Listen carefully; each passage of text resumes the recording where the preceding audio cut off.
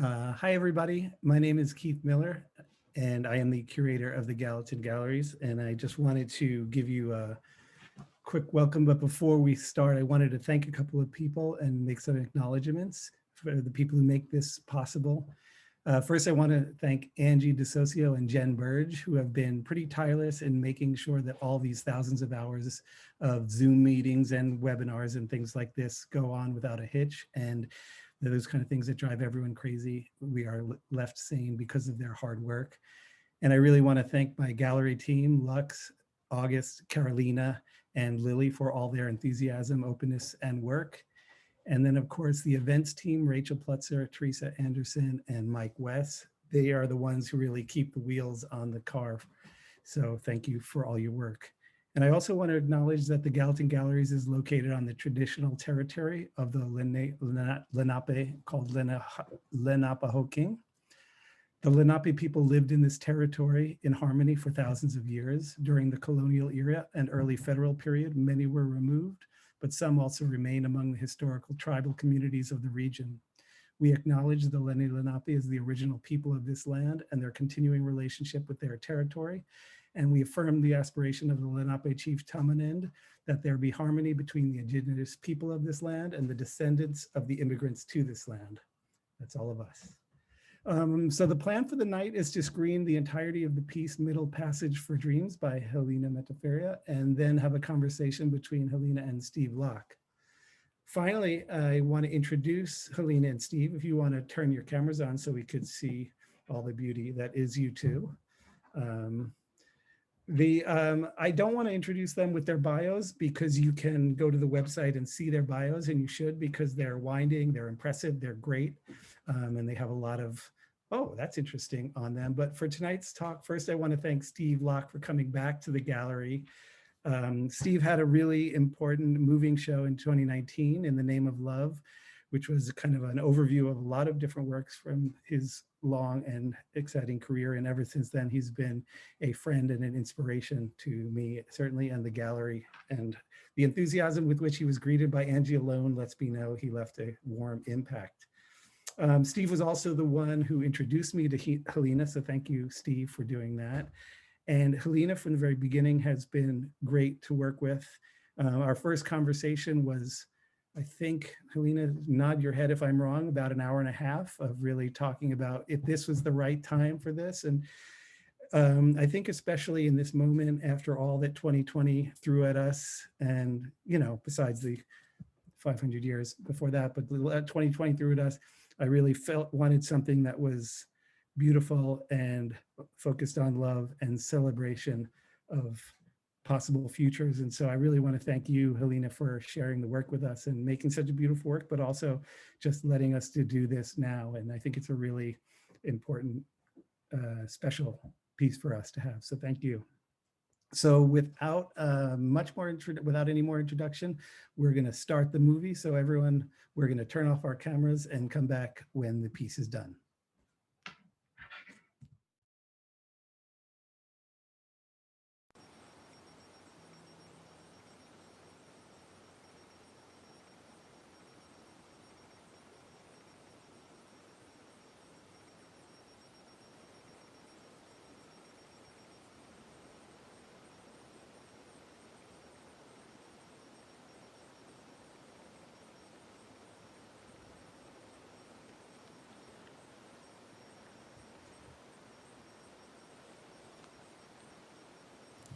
Home means anywhere I lay my head. Freedom means accessing the world for me without any inhibitions, without any setbacks, without any restrictions, without any limitations.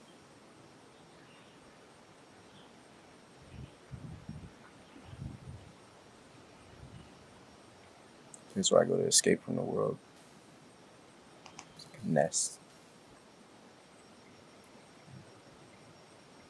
Place to regroup.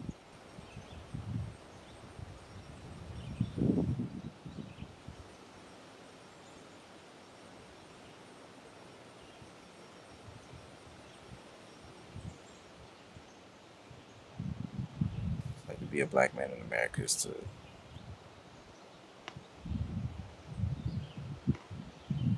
to be more cognizant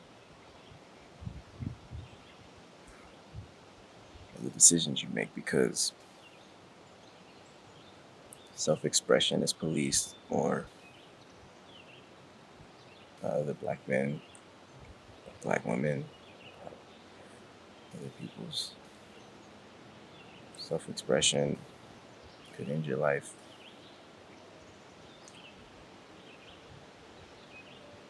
Just naturally being you seen as a threat. Your body is inherently political. It's inherently aggressive. It's inherently problematic.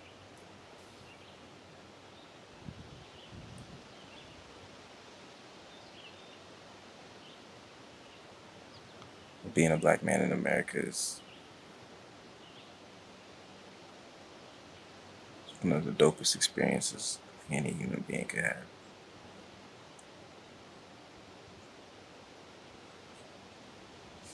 The ability to see, to really see.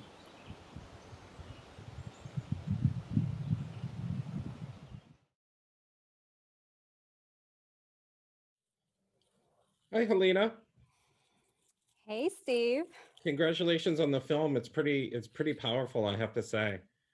Thank you. Thanks so much. Because I'm lucky I got to watch it a bunch of times, and I was saying to you earlier, I kind of feel like there's a generational shift happening for me.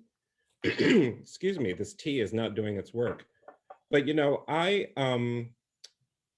when Danny in Fire Breathers, right? When he says, "I love being black," right? That took me back to being a kid in Detroit with the beginning of Black is Beautiful. Now that's almost 50 years ago, Helena, right?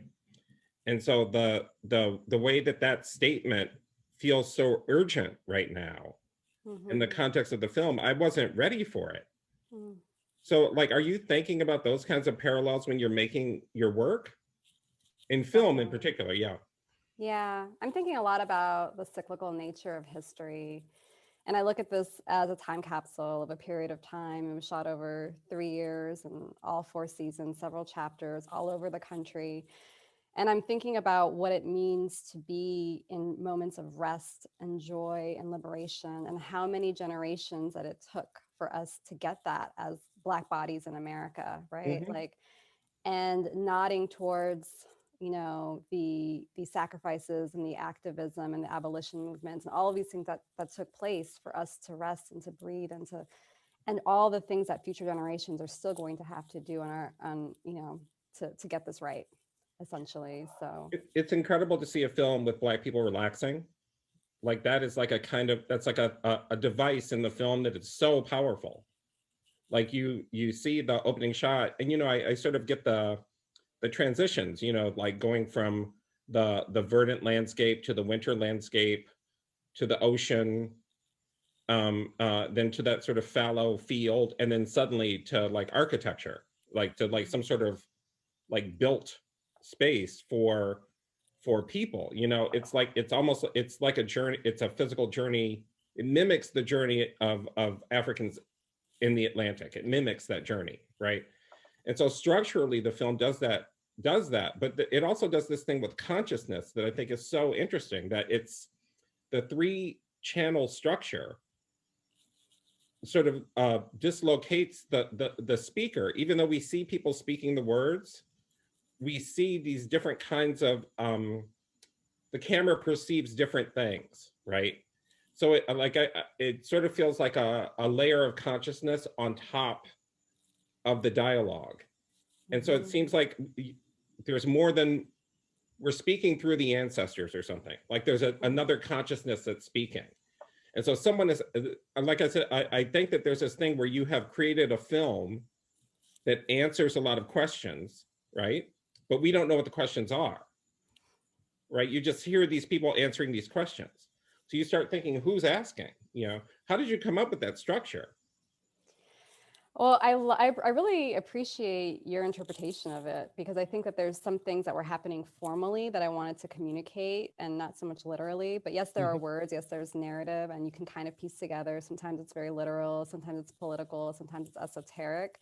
But I Right. think it was through the structure of making, and a lot of it was improv. And that's how I tend to work in performance and video, is through a structure that's sort of created to help facilitate an experience. And then most of it is building the trust from community to participate. So like all of that happens off the screen because there is a vulnerability there. Yeah. So I think like getting people to feel comfortable enough, knowing that there's a camera. These places may look relaxing and serene, but they're also like sometimes, 15-degree weather, or, Right. ocean water hitting you and it's cold. And so Mhm. like there's an uncomfortability, or bugs crawling on you. So there's like all of these things that's happening. But to get people to like, I basically lead them on like a guided meditation or a visualization process so that they Mhm. feel like they're looking relaxed. Right. And then we'll do like this interview after that I'll piece together. And I didn't plan any of the questions. It was simply conversation. I really am a believer of dialogical art, like thinking about somatics and body-based experiences as a conduit or a way to get at more deeper levels of, you could say, consciousness or ideas, or to really piece those two, like when those two things marry, does that allow for a new sort of answer or revelation to come forward? And I'm also interested in what happens to the audience when they're experiencing a multi-channel such as this, right? Like Mhm. there's something that I thought, which was, I don't know if other people in this room experience this in the Zoom room, but I've heard feedback that people feel more relaxed, and when they're watching it, and it's working on them on a somatic level, which I find interesting to engage with. And especially because the subject matter can get quite tense.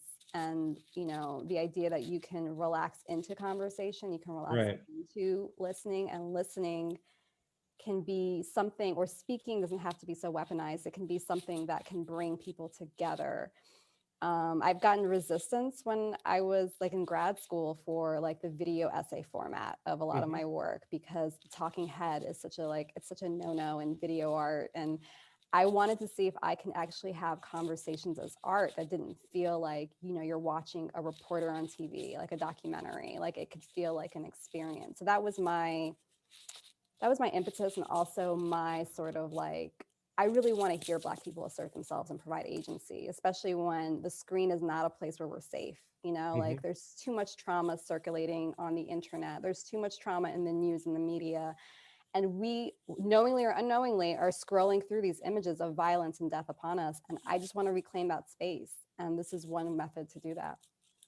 I just want to say, Helina, that I'm listening to you so intently that my sister just texted me to tell me to stop frowning. So, so, but I think it's important, because I think that there's this way that, like I said, the generational thing, right? Yeah. And after Ta-Nehisi Coates in Between the World and Me, talking about sort of taking the spirituality out of Black liberation and talking about the effects of violence on the body, right? Mm-hmm. So you hear a lot of people talking about the Black body, right?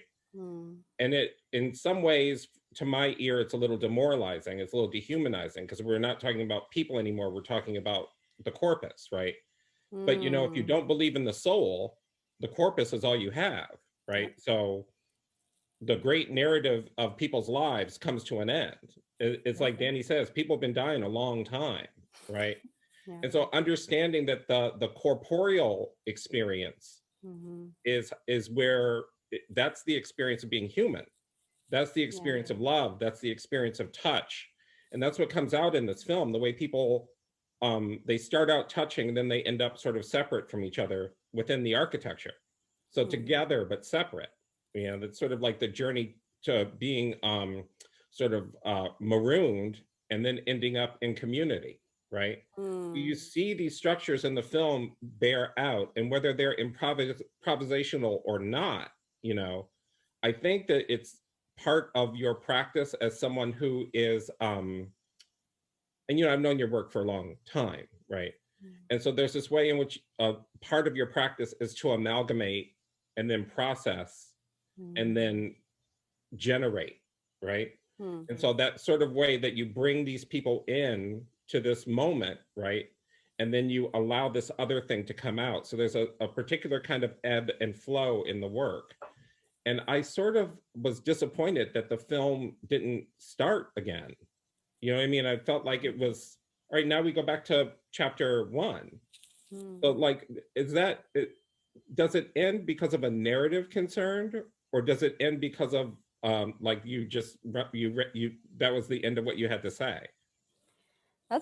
Those are all amazing points. And I think in the video as displayed at NYU Gallatin Gallery, it doesn't end. It's cyclical. It's playing 24/7 on multiple perfect. channels, and the channels are working and speaking to each other. And you can experience it during a snowstorm. You can experience it at night. You can experience it during the day. Yeah, And it's facing out to the it's street. out facing, yeah, because of COVID, anyone can experience it from the street. And it is meant to be really a multi-channel video, but for simplicity's sake and for the ability to screen online, we're doing it as a single channel. And so I think it does change the way. I mean, when something is experiential and in a form where it's on projection, you have to stand away, you have to come close, some of it's on screens, and you have to like look a little bit closer. Your body is implicated, so you're automatically moving and performing along with the work, and I think that's what scale does in all visual art and video and things like that. So those are all things that I've definitely considered. And to your point about the body and just that aspect of the work, I actually am thinking about this, and this was probably like I started this in 2016. This was like right before Trump came into office. I started this at Skowhegan, which I know you've been a part of. So it was like we were in the woods. Never heard of it. And this is the time of like Philando Castile being murdered. This is the time of like right before Trump, right before Me Too hashtags, right around the time where people are starting to talk about mental health as a real actual thing that affects us and Black people and brown people even more. And here we are just 5 years later almost, and I'm thinking like, wow, these things are now part of our common, it's entered most of our conversations, it's entered our awareness in a way that shifts my own reading of this work, because I started it with all of those things sort of in mind, in terms of like the traumas of this country and the exploitation of Black bodies, the extractiveness of capitalism, and then what does it mean to rest juxtaposed with that history? What does it mean to take up space and to assert your own vision, your own dream, your own reality? How many generations did it take to be an artist? How many generations will it take for full liberation? And so that collective dreaming, it's really like, it comes out of community. I use my own body in my practice a lot, but there's only so much I can do with my own body. There's a limitation on the singular. There's a limitation on the I. At some point, we have to enter the we. We have to enter the collective sphere. And I think that's pretty much what drives the work, is like seeing if this can resonate as a conversational piece, because those conversations should live on beyond the film. As you're saying, you don't want it to stop, and I don't think it has to. I think we're doing it now. We're doing that work now. Yeah, but I also think that the going back to the body and the sort of, again, like talking out of my own history about ideas about magic and Black people, which always have been used against Black people to sort of dehumanize them, right? When Darren Wilson said that Michael Brown looked like the bullets were bouncing off of him, right? Like that doesn't happen. Like that's not a real thing. That's a white fantasy about Blackness and Black violence that ended up killing someone, right? So when we talk about this kind of idea about what Du Bois says about the second sight of Black people, or what what's his name?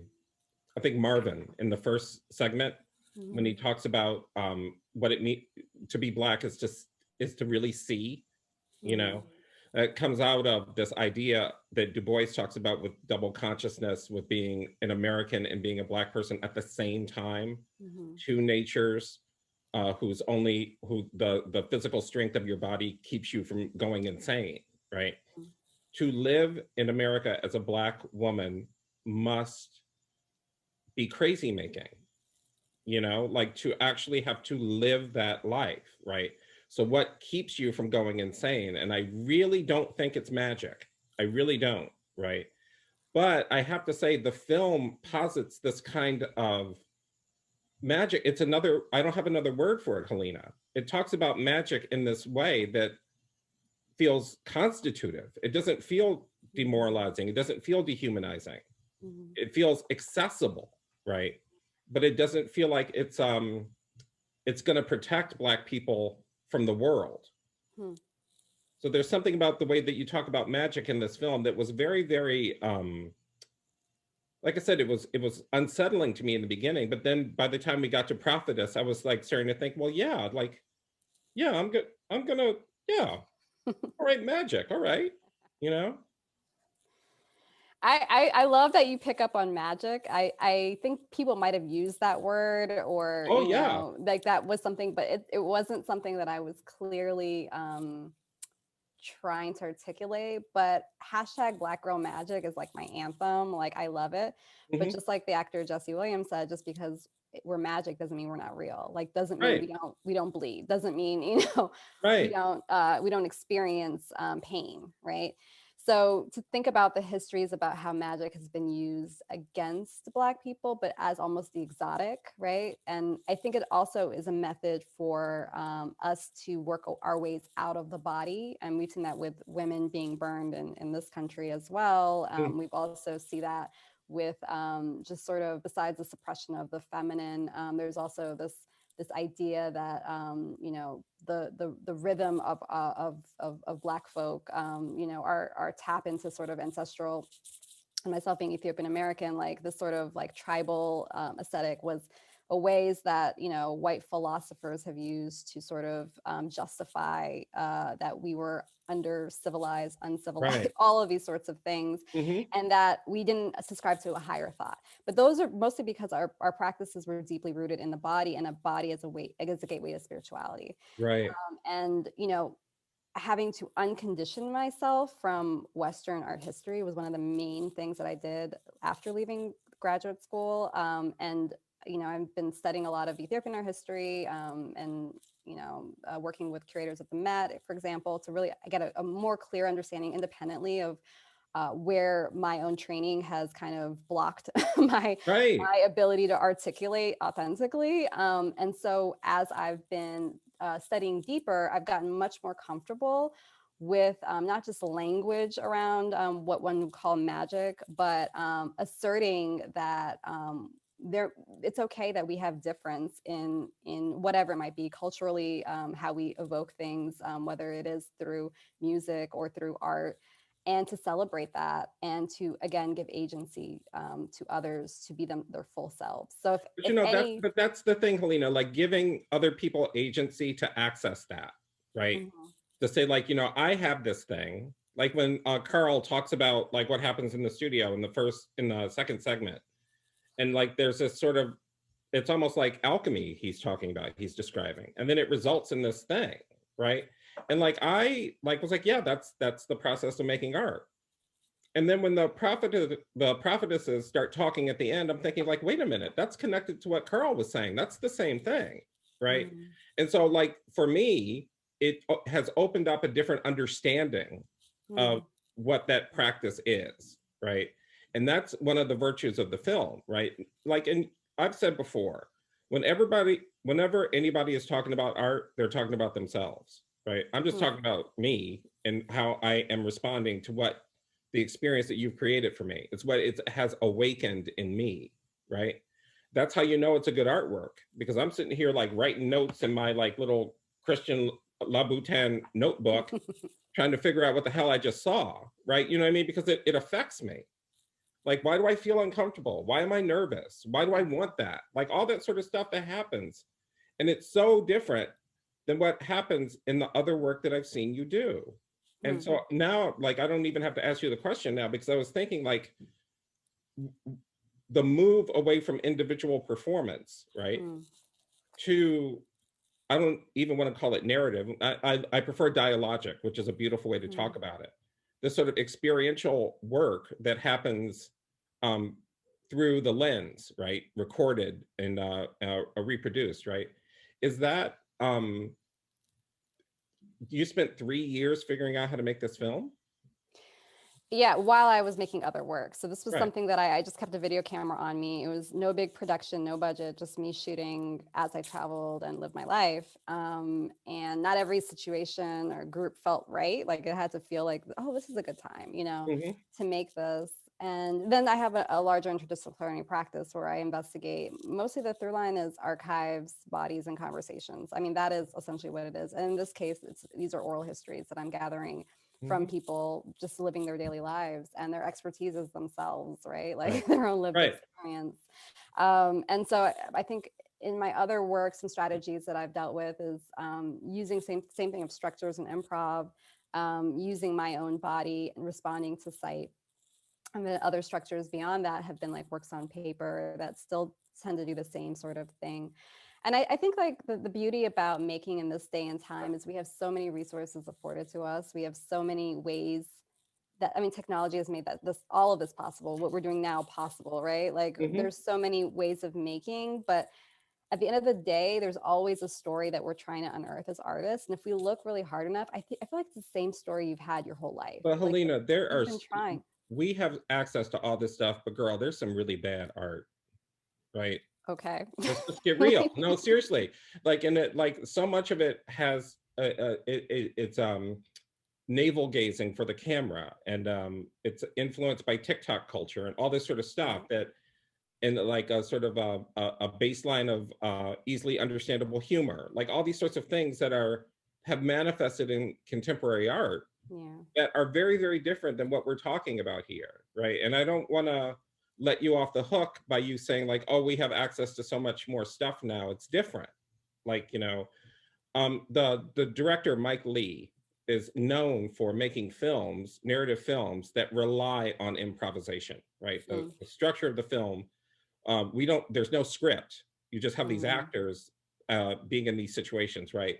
And I think that's one structure. And then we have, Isaac Julian, who's pretty much the master of multi-channel video at this point in our sort of shared understanding. So like those two things coming together that's not predetermined, right? The fact that an artist who understands performance and channeling, for lack of a better way to describe what I've seen happen in your performances, right?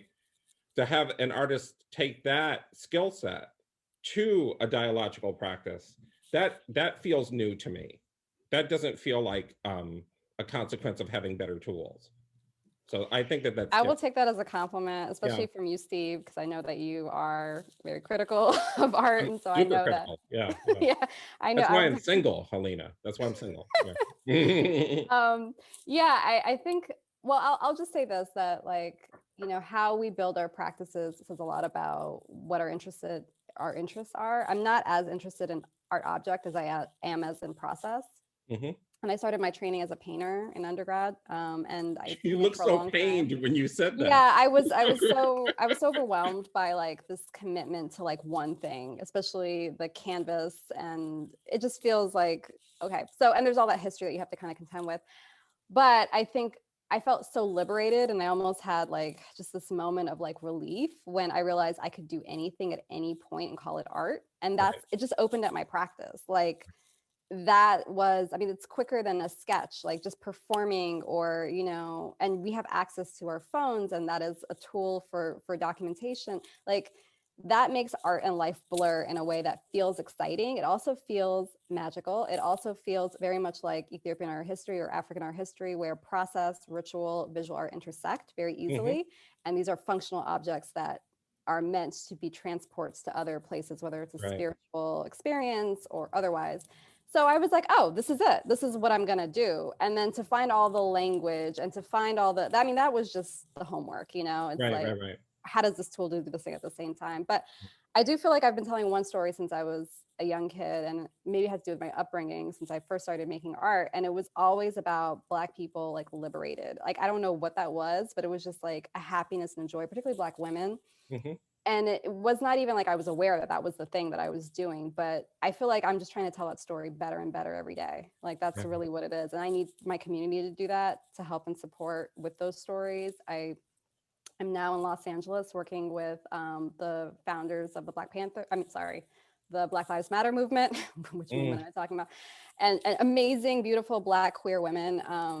And I feel inspired by their stories. And I'm like, this is what I want to do right now. This is the Right. time. And as long as communities want to continue to trust me and work with me, I'll have a practice. So that gets back to like the relational, the artwork, the method in making. Well, it's such a weird moment for artists working in community. I think about, you some of the controversies that have happened here in New York with, Shimon Lee with the Sims monument being taken down, and Mhm. Camila and the piece in Brooklyn for abolition.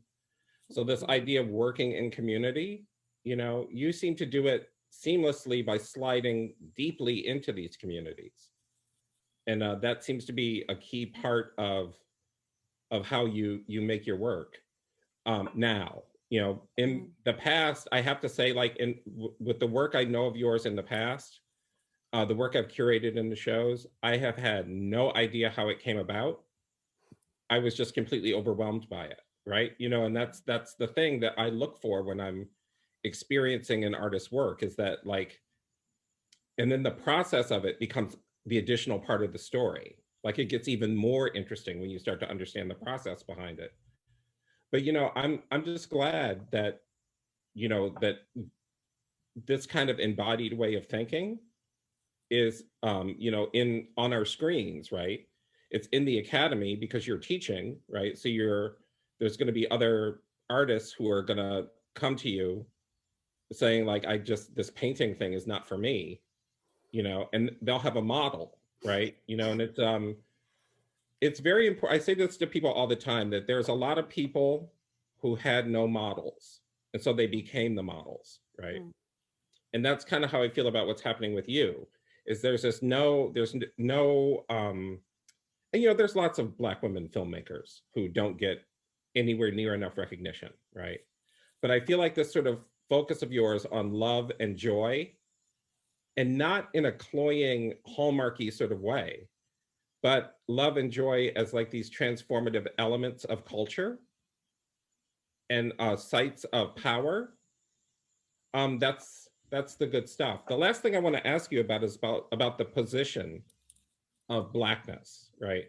Because in Middle Passage for Dreams, Blackness feels like a position that these people can occupy, and they're talking from their position about what it's like to be in that position. So is that something that you think about, the position of Blackness? Hmm. I don't know if I think of it as a position. I know that there's like this discourse between Black identity versus Black subjectivity, and Right. I tend to like lean more towards subjectivity. And I think that the nuance that we're not like a monolithic group of people, like that was what I wanted to get across in the work. And it wasn't made for the white gaze. Like that was not, I was making it was a bias for a situation.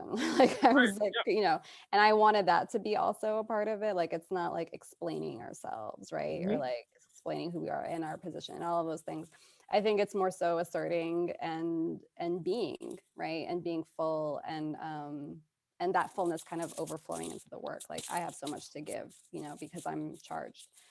So if that makes sense, or if that even answers your question, I feel like that there was a bit of that in there.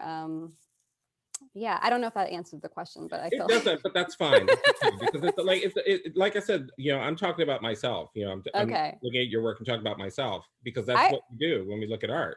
I think I wanted to ask about our own like overlaps with the idea of love in your work, because from the work that I've seen that you make, like being a person who works in portrait, and being a person who you know, is dealing with, I would say, Black subjectivity in Oh, your yeah. work, Yeah. and this notion of love. Like, what is it in your practice that you've seen? I mean, the methods and the strategies that you're using, and then you talk about this generational shift and generational change. Like, do you feel that those things have shifted for you, or over time, do you think those methodologies have changed? I mean, Helena, I sort of, I just reached a point in my practice where I felt like everybody, I did a show years ago called There's No One Left to Blame. And that was kind of like the beginning of the end of it, because everyone was dead. Like my parents were gone. My lovers had died from AIDS. Like everyone, it was over for me, right? And so there was a long period of mourning. Like I was never going to have kids. Like I was never going to have a family. Like that stuff was over, right? And so, and that was something that was common for a lot of people in my group. The ones who survived the AIDS plague, we were all sort of like, well, this is it. This is what it's going to be, right? And so, and queer people were unloved, baby. They did not love us. They let us die in the streets, sort of like they're letting Black people die from COVID right now, right? So the notion that, like Marlon Riggs said, like we have to love each other, like that is going to become the radical thing. So you'd see like two guys kissing on the street, and that was revolution. That was resistance. That's what that was, right? Over the years, you know, I've just gotten to a point with portraiture and painting. I think I've painted everyone who died. I think I've painted every single person I know who died, including my parents and all that sort of stuff. And then Freddie Gray happened. And that shifted me away from, because I could not, like you, I could not take another image of a suffering Black person. I could not do it. I refused to make one. And I refused to make any sort of minstrel images for white consumption, right? So where do you go? Where do you go? And then that just sort of helped me embark on a whole other body of work in a whole different way. I still think of myself as someone who's interested in portraiture, which is distinct from, you know, just painting random people. But I'm also thinking a lot more about, like, you know, the space that people occupy or have been allowed to occupy or were forced to occupy, right? And so that's been a shift. So there's been like from like, you know, the AIDS years to like, you know, the current moment, you know, sort of dealing with, and you know, the idea that you could be loved, Helena, is that's news to some people, that someone's going to love you, right? And I think that understanding that, you know, I love being Black, from that's why it hits different to me, because I'm the survivor of a group of people who never expected to be loved, never expected to be welcomed, never, right? And now, like, I see people like you, like reaping the benefits of all the work that we've all done. And I'm like, yeah, go, like go, you know? So like, it gives me a tremendous amount of joy. So my practice has changed very much. It's still around love, still very much, but it's also about this kind of the scar, you know, the scar that we're all trying to heal. Yeah. I think that's really beautifully put. And it also just reminds me that so much of what we knew or scientists knew about this COVID pandemic came out of the AIDS crisis, and what was learned from that in terms of testing and all of that stuff. And so when you talk about like people are reaping the benefits of pain and suffering, you know, like, yeah, that really, that is, it hits a strong chord for sure. But I think you have no idea how happy I was to see Dr. Fauci on television. That man, I'm telling you, the minute he showed up, I thought, okay, we might live. We might live. Yeah. Yeah. So I mean, they're yelling us. We have to stop. Oh, there's Keith. Yeah. We're not yelling at you. You've been there all along, haven't you? You've been listening to this whole thing. Oh, you guys talking? I'm sorry. In all seriousness, of course, thank you both so much for such a moving and thoughtful and open conversation, as always. For all the attendees, thank you so much for coming. Angie is going to put a couple of links in the chat right now. The first one is to the website for info on Helina's show. You can see a live stream of it. You can see their bios. You can see other things, an excerpt of the video. And there will also be a link to an event we're having next week with Sean Leonardo and the peer leaders from Recess on art and abolition. That'll be introduced by the director Layla Buck. It should be great, and it's at 1 o'clock in the afternoon, and it is going to be short, sweet, and important. So if you can make it, we're having that and two other ones, and we have some other events coming up. So to everyone, and especially Steve and Helina, thank you so much for Thanks. doing and everything. I Thank you adore for you guys. having us. Yeah. Thank you so much, Steve. Thank you, Helina. It's great to see you. I'm so thrilled. And Keith, please give everybody at Gallatin a big hug for me. I'm gonna come see you guys soon. Their biggest sadness is not to be able to relieve the hug in person, but they'll get. Bye, everybody. Bye, folks. Bye.